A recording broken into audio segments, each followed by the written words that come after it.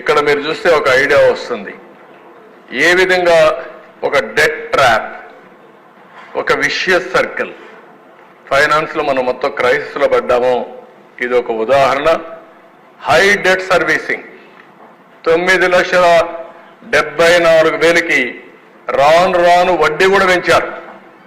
ఎప్పుడు కూడా బ్యాంక్స్లన్నీ మీరు గుర్తుపెట్టుకోవాలి, క్రెడిబిలిటీ ఉంటే, రేటింగ్ బాగుంటే వడ్డీ తక్కువ ఉంటుంది.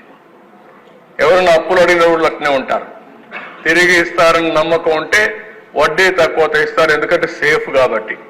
నువ్వు తిరిగి పే చేయలేవనే అనుమానం వస్తే వడ్డీ పెంచుకుంటా పోతారు. అదే ఇక్కడ జరిగింది. ఓ దగ్గర 2%, 3%, 4% హై ఇంట్రెస్ట్ రేట్లు వచ్చాయి. ఆ విధంగా మనకు అప్పులు కట్టడం, వడ్డీ కట్టడం చాలా సమస్యగా తయారవుతుంది. ఇంకొక పక్కన డిక్రీజ్ ఇన్ క్యాపిటల్ ఎక్స్పెండిచర్ తగ్గింది, బాగా ఖర్చులు తగ్గాయి. దీనివల్ల ప్రొడక్టివ్ ఎక్స్పెండిచర్ పెట్టలేకపోయారు, ఇన్వెస్ట్మెంట్లు పెట్టలేకపోయారు. దీంతో ఆదాయం తగ్గిపోయింది. మళ్ళా హైయర్ ట్యాక్సెస్కి వెళ్ళారు, మోర్ బారోయింగ్స్కి వెళ్ళారు. దానివల్ల మళ్ళా ఈ సైక్లింగ్గా పెరిగింది కానీ, క్రైసిస్ పెరిగింది కానీ సమస్య పరిష్కారం కాలేదు. దీనివల్ల మళ్ళా ఫండ్స్ డైవర్ట్ చేశారు, ఆస్తులు తాకట్టు పెట్టారు. కడాన సెంట్రల్ స్పాన్సర్డ్ స్కీమ్స్ ఏవైతే ఉన్నాయో, మనం 30% పెడితే గవర్నమెంట్ 70% ఇస్తుంది. మనం 40% పెడితే వాళ్ళు 60% ఇస్తారు. మనం 40% ఇవ్వలేక, 30% ఇవ్వలేక, 10% ఇవ్వలేక వచ్చిన డబ్బులు డైవర్ట్ చేసి కడాన డబ్బులు కూడా వాళ్ళు ఇవ్వకుండా బ్లాక్ లిస్ట్లో పెట్టే పరిస్థితికి వచ్చారు. అది ఒక హౌసింగ్ తీసుకోవచ్చు, ఒక ఎస్సీ కార్పొరేషన్ తీసుకోవచ్చు, ఏదైనా సరే అన్నిట్లో ఇదే జరిగే పరిస్థితికి వచ్చింది.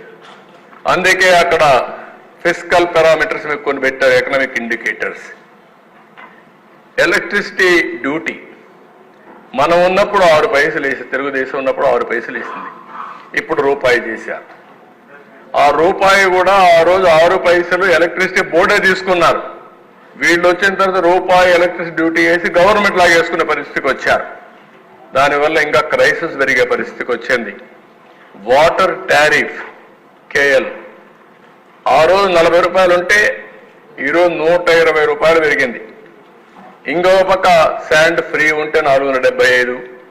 ఆర్టీసీ బస్ రేట్లు 0.6 నుంచి 2.6 ఉంటే 0.8, 2.7.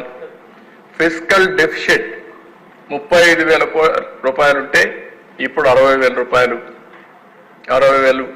అదే డెట్ జిఎస్టిపి రేషియో 44% ఉంటే 53%. ఇన్ఫ్లేషన్ 4.5 నుంచి 6.2.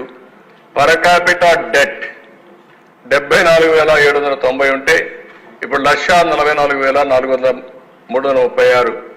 పర్ క్యాపిటా ఇన్కమ్ 13.2% ఉంటే 9.5% తగ్గిపోయింది. ఇండస్ట్రియల్ క్రెడిట్ గ్రోత్ 15.3% అప్పుడు గ్రో అయింటే ఇప్పుడు 6.8%. అంటే క్రెడిట్ తీసుకున్నవాడు కూడా లేరు, అప్పులు తీసుకొని మళ్ళా ఇన్వెస్ట్మెంట్ పెట్టడానికి కూడా ముందుకు రాని పరిస్థితికి వచ్చాం. ఇంకో పక్క పర్ క్యాపిటా పవర్ కన్జంప్షన్ 9% అప్పుడు గ్రో అయితే ఇప్పుడు 2% గ్రోత్కి వచ్చేసింది. కరెంటు వాడకం కూడా తగ్గిపోయే పరిస్థితికి వచ్చింది. యూనిట్ స్టార్టెడ్ ప్రొడక్షన్ 285 వస్తే ఇప్పుడు 80 వచ్చాయి. ఆ రోజు CAGRలో GSDP థర్డ్ ఫాస్టెస్ట్ స్టేట్ ఇది మన ఆంధ్రప్రదేశ్. ఇప్పుడు 6కు పడ్డాం. ఈ స్లిప్ అనేది ఇంకా ఎక్కువగా ముందుకు పోయే పరిస్థితి వస్తుంది.